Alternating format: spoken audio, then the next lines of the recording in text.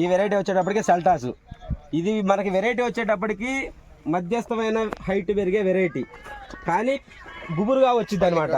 మనకి ఎకరానికి 12,000 మొక్కలు అయితే సరిపోతాయి, అంతకంటే ఎక్కువ వేసుకోవద్దు. ఎకరానికి 12,000 మొక్కలు సరిపోతాయి, గుబురుగా పెరిగిద్ది. చూడండి మీరే ప్లాంట్ క్యారెక్టర్ గమనించుకోండి, ఇక్కడ అర్థమైద్ది. కాయ సైజు వచ్చేటప్పటికి 9 నుంచి 10 సెంటీమీటర్ల కాయ పొడుగు వచ్చిందండి. 1 సెంటీమీటర్న్నర అడ్డం వచ్చింది. తేజ ఇప్పుడు 14,000 ఉందనుకోండి, ఇది 13,500 పడుతుంది.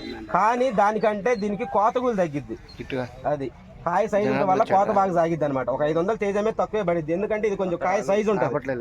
అది కోతగులు తగ్గిద్ది దానివల్ల. తంతి, ఇది పైన తంతి కూడా ఎక్సలెంట్గా వేసిద్దండి. పైన తంతి కూడా ఎక్సలెంట్గా ఉంటుంది. అయితే తెగుళ్ళని మటుకి సమర్థవంతంగా తట్టుకుంటుంది. మీరు 2 రోజులకి 3 రోజులకి ముందు కొట్టాల్సినంత అవసరం ఉన్న వెరైటీ కాదు. తెగుళ్ళని తట్టుకునే కెపాసిటీ ఎక్కువ ఉంటుంది. ఇదిగోండి రైతు మాటలను వినండి. ఈయన ఎక్కడ చూడలేదు అసలు మన వెరైటీ, ఇప్పుడు దాకా ఈ వెరైటీ రాలేదు, ఇదే ఫస్ట్ టైం.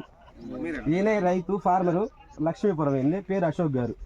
ఈయన గ్రోత్ బాగా పెరుగుతుంది అని చెప్పేసి డౌట్ తోటి గ్రోత్ ప్రమోటర్లు కూడా ఆపేశారు.